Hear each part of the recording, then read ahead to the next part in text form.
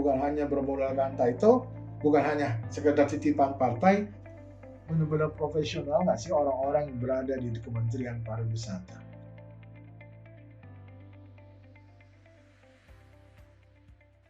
Work from home. Di awal, bagi sebagian orang, hal ini cukup menyenangkan karena katanya bisa punya lebih banyak waktu bersama keluarga.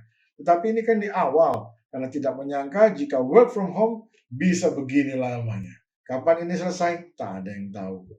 Tak ada yang bisa bernubuat dengan pasti, tak ada yang bisa memberikan deadline dan alasan-alasan kenapa pada tanggal tersebut ini bisa berhenti. Namun yang ingin kita pastikan, nanti setelah masa COVID-19 ini selesai akan terbentang yang namanya lautan kesempatan.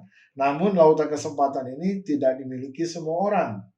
Dimiliki oleh siapa? Oleh orang-orang yang smart. Smart dan pintar adalah sesuatu yang berbeda. Pintar, kita merancu kepada kemampuan otak, kecepatan otak untuk merekam sesuatu. Tapi yang namanya smart adalah kemampuan sudut pandang untuk melihat celah dari sebuah kesempatan yang ada dari masa lalu, yang sekarang, dan nanti ke depan bagaimana. Sejarah selalu terulang dan tercatat. Jika memang setelah masa sebuah krisis itu berakhir, baik itu krisis ekonomi dan politik, terbentang lautan kesempatan. Dan disitulah muncul orang-orang yang hebat. Orang hebat di dalam sebuah komunitas lingkungan, atau orang hebat dalam sebuah kota, bahkan negara. Namun orang-orang smart dan hebat ini juga tak akan muncul jika mereka kehilangan logika. Logika menyebabkan orang bisa adem diri, bisa menganalisa, dan dari sinilah cikal bakal yang namanya orang smart. Orang yang tidak smart adalah selalu melihat sesuatu dari sisi negatif, selalu memberikan cercaan, selalu iri hati atau dengki, dan melihat dari segala sesuatu dari sisi yang negatif. Orang-orang seperti ini bisa dikatakan tak akan berubah. Walaupun krisis atau wabah COVID-19 ini selesai ke depan, orang-orang ini akan seperti itu saja.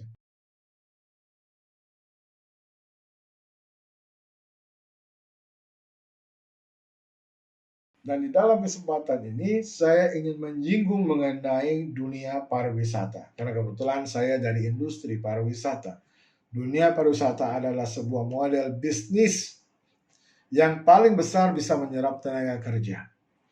Bisnis pariwisata adalah sebuah bisnis yang bisa cukup cepat untuk menghasilkan uang untuk devisa kota atau negara. Kita ambil contoh misalkan mengenai sebuah negara yang namanya Yunani yang hampir bangkrut beberapa tahun lalu, namun bisa lolos dari kebangkrutan karena munculnya sebuah gairah pariwisata, pembangunan pariwisata yang luar biasa di negara Yunani sehingga banyak wisatawan berbondong-bondong menuju Yunani. Pengemasan yang luar biasa, profesionalisme dalam penataan pariwisata di negara Yunani.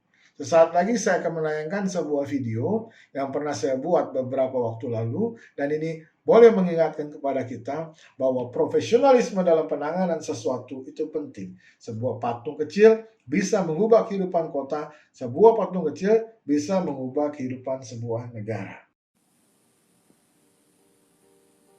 Belgia, sebuah negara yang terletak di bagian barat benua Eropa. Penduduknya hanya sekitar 11,5 juta orang saja, namun mampu mengundang jutaan wisatawan untuk hadir di negeri ini setiap tahunnya. Brussels, yang dikenal sebagai ibu kota negara, layak diberikan acungan jempol yang setinggi-tingginya dalam penanganan dunia pariwisata. Kehadiran sebuah patung kecil yang sedang pipis mampu menjadi ikon di kota ini sejak tahun 1618. The Mannequin Piece, demikian orang menyebutnya. Patung ini memang sangat fenomenal. Jauh-jauh orang datang ke kota Brussels hanya untuk berfoto bersama dengan patung kecil ini. Berbagai toko souvenir, restoran, kafe, toko coklat, toko wafel ikut meramaikan suasana di kota ini. Di Indonesia banyak sekali patung, bejibun jumlahnya. Namun rasanya belum ada patung yang mampu menjadi ikon untuk mendapatkan devisa dalam sektor pariwisata di negeri kita yang tercinta. Yuk, bagaimana kita bisa mencoba lebih baik lagi untuk pariwisata di negeri Indonesia. Nah, kita sudah melihat bagaimana sesuatu yang sederhana bisa diubah menjadi hal-hal yang luar biasa. Di Indonesia banyak hal luar biasa, tapi kenyataannya hanya menjadi sebuah hal yang biasa-biasa saja. Mari dunia pariwisata Indonesia, kita bangkit, kita sudah lama ketinggalan. Ada 3 elemen penting yang sebenarnya perlu diingat dalam pembangunan pariwisata. Pertama adalah pemerintah. Karena pemerintah merupakan sebuah badan yang bisa mengeluarkan hukum dan menjalankan law enforcement. Yang kedua adalah pelaku bisnis pariwisata. Yang ketiga adalah dari masyarakat. Mengenai masyarakat ini berhubungan dengan mentalitas masyarakat yang pernah saya bagikan sedikit pada video sebelumnya. Di dalam poin pemerintah, di dalam pengemasan dunia pariwisata di Indonesia, yuk kita boleh berbesar hati. Benar-benar profesional nggak sih orang-orang yang berada di Kementerian Pariwisata? Jangan hanya mampu membuat wacana-wacana, karena wacana paling gampang, tapi yang paling penting adalah bagaimana implementasi dari wacana tersebut. Proses penjalanan terhadap hasilnya didukung nggak oleh yang namanya profesional yang luar biasa. Karena penanganan dunia pariwisata tidak sama dengan penanganan industri-industri lain. When we're talking about tourism, we're talking about service industry. Dan di sini diperlukan orang-orang yang matang, orang-orang yang mampu, dan orang-orang yang memang mempunyai jiwa melayani. Pikir dulu dari sumber daya manusia di kementerian, benar-benar profesional tidak? Benar-benar mampu nggak?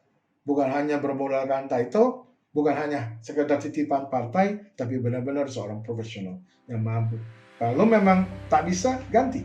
Kalau memang bagus, jalankan. Pengarahannya mesti jelas.